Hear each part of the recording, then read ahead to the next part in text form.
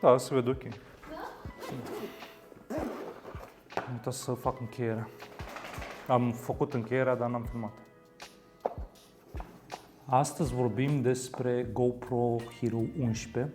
L-am cumpărat ieri, mi-a ajuns comanda. L-am și deschis. Sincer, eram foarte curios și n-am mai putut să mai aștept să vedem împreună cum arată. Însă, ca să intrăm un pic în detalii despre el și să fac și niște close-up-uri, să-l vedeți cum arată cutia și așa mai departe. Deci, toată lumea știe GoPro, nu? Toată lumea a auzit de ei și așa mai departe. Asta este ultima cameră de la ei, în care avem o cameră de 27 de megapixeli, avem capabilitate de filmare până la 5K, 5,3K mai precis, 60 de fps-uri sau 2,7K la 240 de fps-uri, cam cum o să filmăm noi de acum încolo. Așa, camera vine out of the box cu rezistență la apă până la 10 metri, deci pur și simplu camera o scos de aici, o să vă arăt și pe cameră, pe un cadru separat. Deci camera așa arată out of the box, nu știu cât de bine se vede, dar o să vă arăt și un alt cadru. Și asta pur și simplu se intri cu ea în apă până la 10 metri. Așa.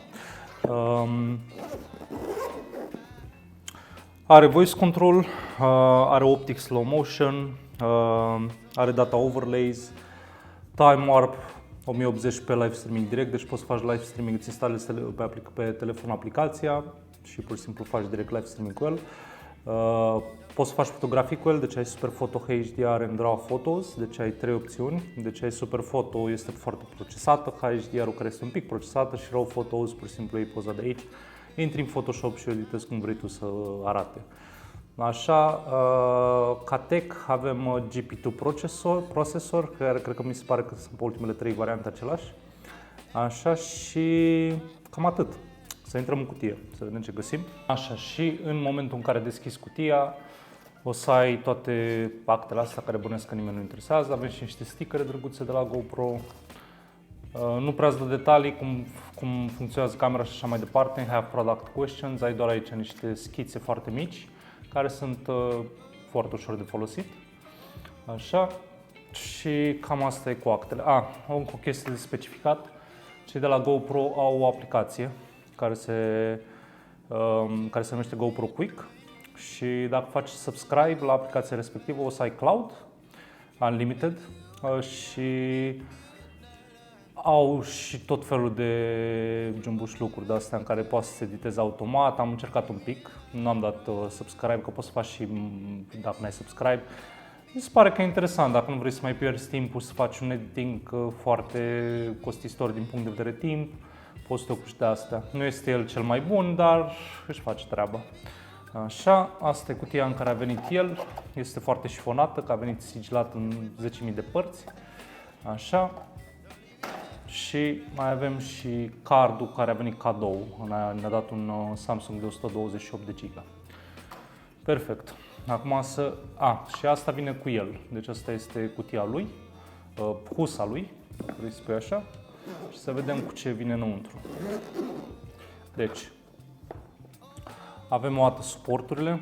Deci ai suportul ăsta care îl pui pe cameră și în momentul în care l-ai pus pe cameră poți să-l bagi și pe ăsta. Iar ăsta este de fapt văd că și atins un pic. Ăsta ai niște bandă adezivă 3M în care poți să lipești de diverse obiecte. Dar nu o să intrăm prea mult în detaliile astea. Și să vă arătăm, de încărcat, se încarcă cu Type-C, USB, cu ți-ai propriul brick și piesa de rezistență este automat camera. Și cam așa arată camera.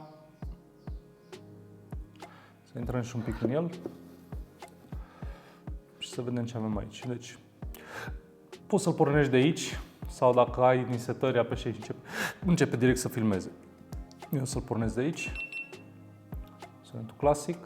Ce-au dat un display aici în care se vede, scuzați deranjul de pe masă. După cum vedeți are un very wide, un obiectiv foarte wide. Așa, și mai încă un display pe față aici, care vezi cum arată. L-am lăsat la încărcat timp de o oră, are 90% baterie deja. Să intrăm și un pic în setări să vedeți cum e. Deci avem un touchscreen aici în care poți să vezi exact cum poți filmezi. Deci eu l-am pus pe standard, ăsta la fel poate fi editat.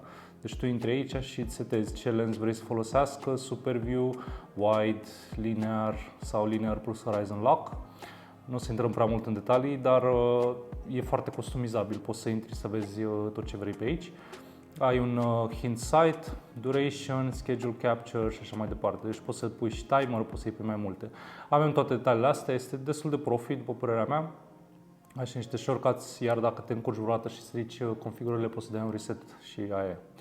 Așa, deci, și acum să intrăm în detaliile principale. Deci ai un standard de 2,7K pe 60, ai un full frame de 5,3K 8x7 în 30, ai activity pe 4K de 60, cinematic 5,3K pe 30 și ultra slow motion 2,7K pe 240. Care, după părerea mea, poți să faci foarte multe chestii cu camera respectivă, și vlogging, și action cam. Eu l-am luat, sincer, pentru că vreau să-mi iau și un motor și o să mi-l montez pe cască, cel mai probabil, plus că o să mă folosesc de el și pentru videouri și așa mai departe. Așa, deci asta e odată camera standard. Ai timelapse, deci time warp-ul practic, în care tu poți să-ți setezi mai multe chestii. Deci ai time warp, pur și simplu apeși să filmeze și el începe să filmeze și îți dă pe fast forward la sfârșit. Start rails, use the earth rotation to create start rails across the night sky, use on-screen controls to choose the trail length. Deci, asta e mișto pentru că tu poți să pui camera într-un loc și în timp ce se învârte planeta, normal, pentru că planeta nu e plată, dar să intrăm în alte detalii mai încolo. Așa, în momentul, odată cu rotația Pământului, el păstrează stelele pe loc și trage un fel de circumferință din punctul de unde a plecat.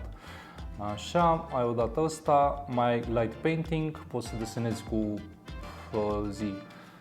de exemplu, dacă ai o lanternă, pornești tipul ăsta de filmare și desenezi pur și simplu în aer cu lanterna aia și îl ține evidența trailului.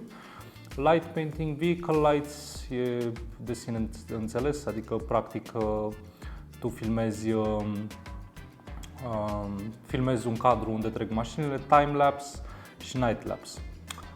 Deci are extrem de multe opțiuni care la fel sunt foarte editabile, poți să faci foarte multe chestii, iar partea foarte mișto este că poți să faci poze.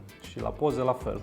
Ai o varietate destul de mică la ei, deci ai photo burst și night photo, dar la fel, intri aici, îți editezi cum vrei tu, ce vrei tu să facă și așa mai departe.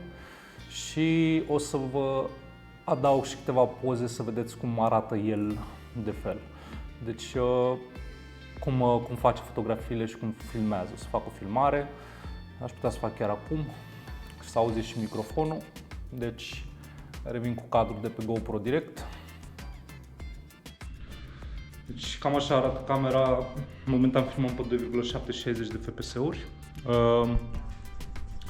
Este camera standard, nu este configurată, așa vine out of the box. Ai și, deci eu mă văd pe mine pur și simplu aici pe ecranul ăla pe care vi l-am arătat mai devreme. Sunetul cam ăsta e. Hai să ieșim și un pic afară, să întorc și camera. Scuzați un pic deranjul de pe aici, nu mă așteptam să filmez. Și cam așa arată dacă faci filmare standard.